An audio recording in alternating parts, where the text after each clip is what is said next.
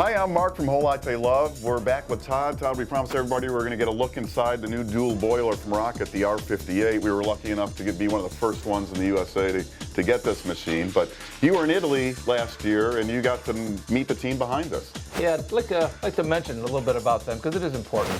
Rocket Espresso is owned by Andrew Mio and Jeff Kennedy, both New Zealanders, and they bought the company, and they work actually with Friedrich. Friedrich is from ECM. Maybe you remember the old Giotto, which is very famous here for many years, and then Rocket has a Giotto now also. The Friedrich had his lead designer, Ennio Berti, working with him, who helped design these machines. So there's a lot of heritage goes into this, a lot of Italian craftsmanship. And Daniele is also, Friedrich's son, is working there. Also a great guy, very knowledgeable. You know, it was fun when I got there in the courtyard was a Ducati. Of course, the designers with a Ducati, right? It was perfect. So, yeah, Italian craftsmanship. Well, let's get a look at the craftsmanship inside. When you took the covers off, Todd, overall first impressions of the machine?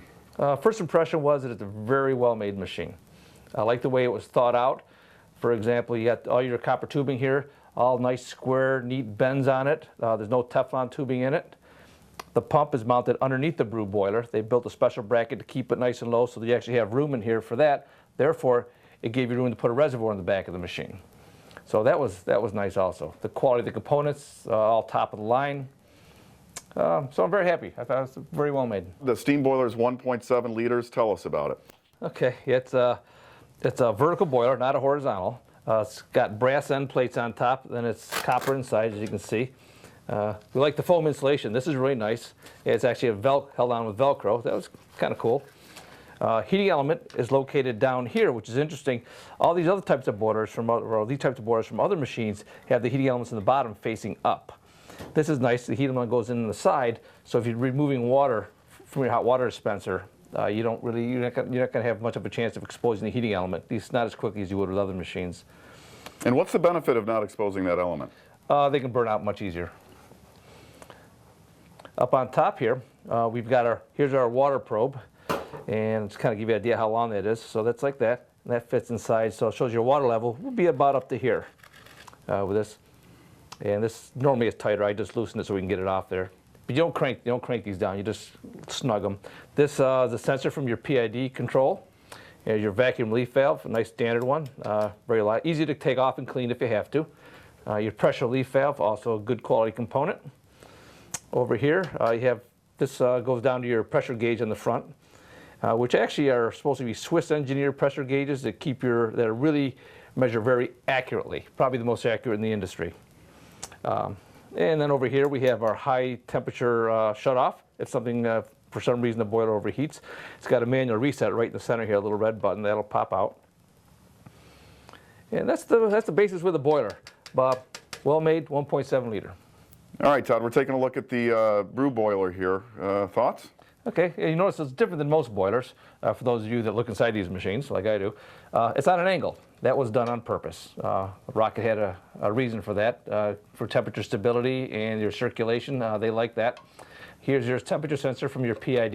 It's also placed at a particular spot. And here is your high limit reset.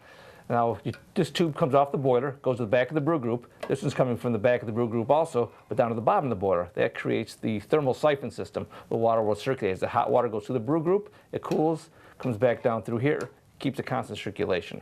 That's what the thermal siphon E61s are all about. And the heating element on this one is in the bottom of the boiler. Again, that's 1,500 watts, draws about 11.5 amps. So we've got a black box here. Brains of the machine? Yes, it is. It's made by Pro L, and that's an Italian company, and they make this specifically for the Rocket R58. What is a dual PID controller, so it controls both your brew boiler and your steam boiler. Unlike other machines, this they have the Jacquard system in it. This does both the water level control and the PID control. While the Jacquard ones, they'll have that digital display just does the PID, which is the brew boiler or the steam boiler temperature control. Down here we have the static relays. This one is for the brew boiler. This one over here is for the steam boiler. So when the machine turns on, first the heating element in the brew boiler gets energized, and then it'll send a little power to the steam boiler, alternates between the two while it's heating up. So you'll come up to temperature about the same time, or? It won't be the same time, but it does them both relatively quickly.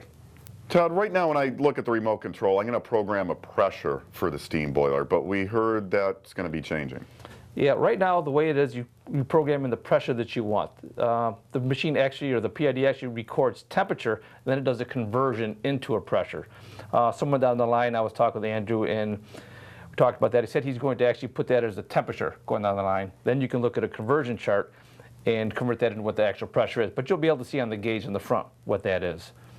And also the temperature for the brew boiler, the way you have this program, there's no offset like it is with some other machines. So when you look at the pressure or the temperature on the brew boiler PID display, it's actually what's inside the boiler temperature, not what your actual brew temperature is. That's unlike what they do with your cars, where they'll do a conversion inside. So you'll set the temperature what you want to brew at. They just set the temperature what you want the boiler at, and they give you a conversion chart that lets you know what the actual brew temperature is. And they've done a lot of testing on this with the Scase thermometer, so they've got this down really good. Really good. So if we're taking water into our machine from the reservoir, this is where it's coming from. Exactly. Water reservoir fits into here. And you notice a little brass screw here and a brass rod here. This will actually conduct electricity from the rod to the screw when there's water in there. It uses the water to conduct electricity. That's why you have to use a little bit of minerals in your water. So no distilled water. Exactly. Yeah. If you do distill, just put a shot of regular water and it'll work fine. You know, something out of the tap. This here is a vacuum breaker. Open the atmosphere up above. And down here we have a tube. This leads over to your solenoid valve right here for when you're using the reservoir. There's another one actually for the water line connection. Now the R58 can be plumbed. Tell us how that works. Yeah, it's very simple. It comes with a 5-foot long stainless steel hose, and this here basically tighten right onto there. Go into the PID system, set it for water line connection, and the solenoid valve up here will operate, close off the one from the reservoir, and it'll just draw water from your plumbed line. What do we have as far as motor? Okay, it's an RPM motor, which is an Italian-made motor. It's a 120 watt. Over here you have a commercial grade pump, nice and short so it fits in there. Down here we'll have the angled bracket, which brings the motor down very low to the bottom of the machine. Gives room for the boiler above it. And then you have rubber mounts right here. When I push on it, it moves. That keeps the operation nice and quiet. Todd, you're going to tip the machine up now, and you're going to show us how we would adjust the brew pressure here. Okay, it's right on the bottom. Down here you'll see this screw here that goes into the pump, and you tighten it in clockwise to make the pressure higher, counterclockwise to make it lower. And there's a little lock nut here. You just tighten that down so that it doesn't move on its own. Todd, you wanted to discuss the pressure control on the machine. What are you looking for? Okay, yeah, the brew pressure control.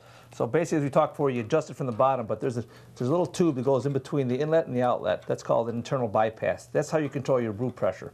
Anything over what you set at is just recirculated through the pump. Now on this machine also is an Opv valve, which is located more towards the back. Now this Opv is not actually a pressure control like it would be on a vibration pump machine, where it does dual purpose, both pressure control and safety. Here it's just a safety. So if you get too much pressure, it'll relieve the water pressure out of the brew boiler through this tube here over towards the drip tray and it come out in front of the machine. So if you see water dripping out the front of the machine, you know you have an overpressure situation. So if we plumb a machine, we really want to hook up the drain line too, don't we? Yeah, otherwise you could have a mess. You know, the water reservoir runs out of water, fine, you know, you won't flood. But if you want to hook up the drain line to this, it's pretty easy. Just pull your drip tray off, and in the bottom here, you'll have a nut. Just undo this, pre-loosened for the video, and then pull that plug out. Now you have your hole here. So water will drain into here, then out the bottom into your drain pan here, which will go to your drain line. That'll keep the floods to a minimum if anything ever happens. Looking at the brew group and shower screen, how do we get that screen out of there for basic maintenance? Okay, it comes out pretty easily. You take a screwdriver and gently pry it out, all sides of it, and it'll pop out. And when you do, also your gasket comes out, so if you need to change that or clean that, and there's your shower screen.